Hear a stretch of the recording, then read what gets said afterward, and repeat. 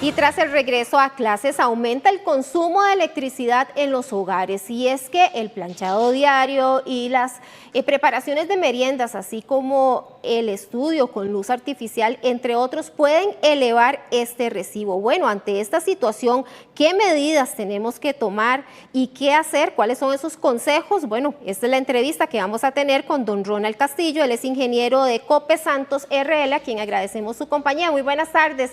Muchísimas gracias por acompañarnos. Muy buenas tardes, un saludo. Don Ronald, ¿cuánto podría aumentar el consumo de electricidad durante la entrada a clases?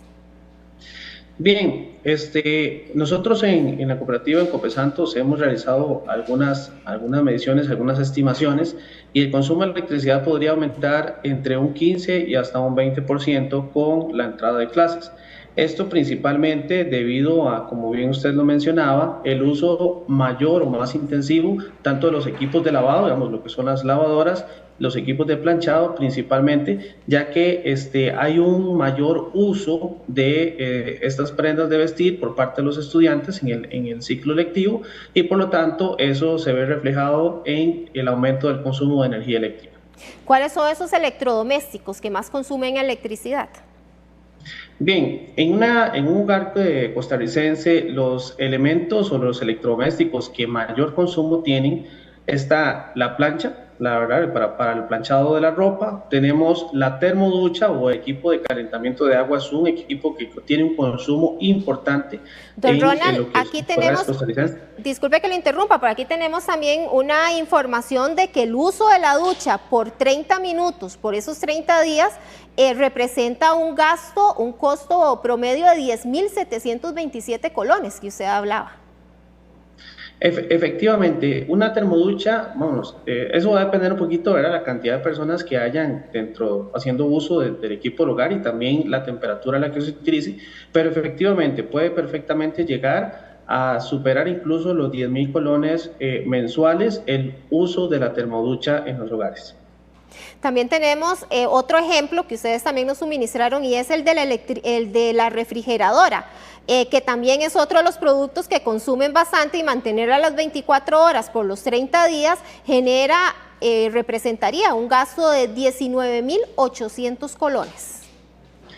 Así es, igualmente depende un poquito del tamaño del equipo que se esté utilizando, ¿verdad? Del tamaño del refrigerador y principalmente de su uso. Algunas recomendaciones, por ejemplo, el uso de los refrigeradores es evitar la apertura constante de las puertas, ya que esto genera que se fugue el frío que hay resguardado en el refrigerador, y entonces esta tiene que trabajar más para mantener los alimentos frescos.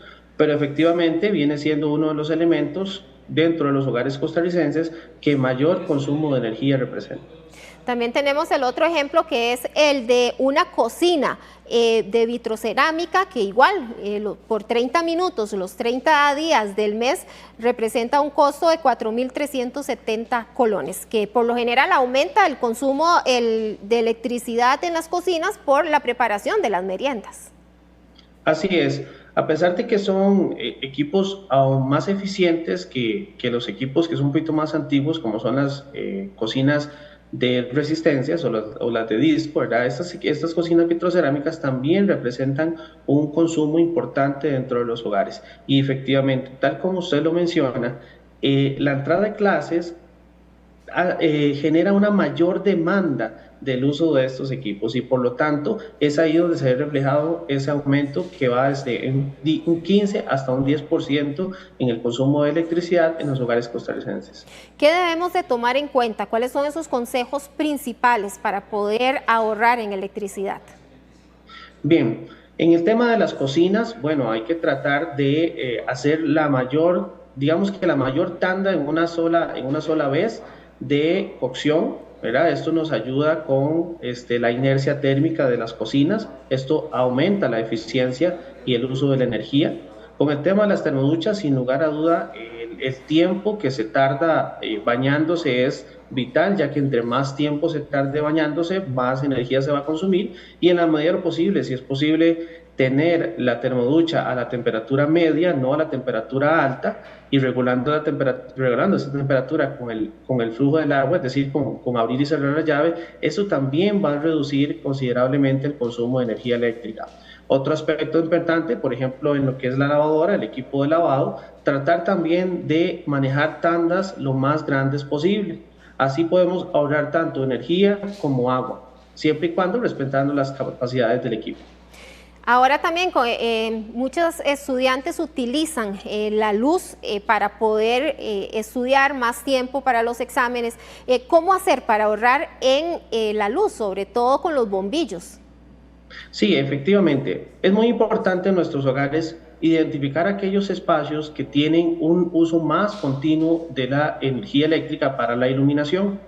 En este caso, las habitaciones de los estudiantes se convierten en uno de esos espacios, ya que gran tiempo se dedica a estudiar y poder prepararse para las pruebas que tienen que enfrentar en los ciclos lectivos. Un consejo que podemos darle desde Copesantos es sustituir esos bombillos o esas luminarias por tecnología LED. En muchas casas, en muchos hogares costarricenses, aún se utilizan bombillos incandescentes que tienen una eficiencia muy baja respecto a los bombillos LED, y esta es una medida que sin lugar a duda vendrá a beneficiar y a ayudar en el ahorro energético en nuestros hogares. Muy bien, muchísimas gracias, don Ronald Castillo, ingeniero de Copesantos, a quien agradecemos todos estos consejos y sobre todo tomarlo en cuenta para evitar un gasto mayor en nuestro recibo eléctrico con esta entrada a clases. Muchísimas gracias y muy buenas tardes. Con todo gusto, igualmente. Muy buenas tardes.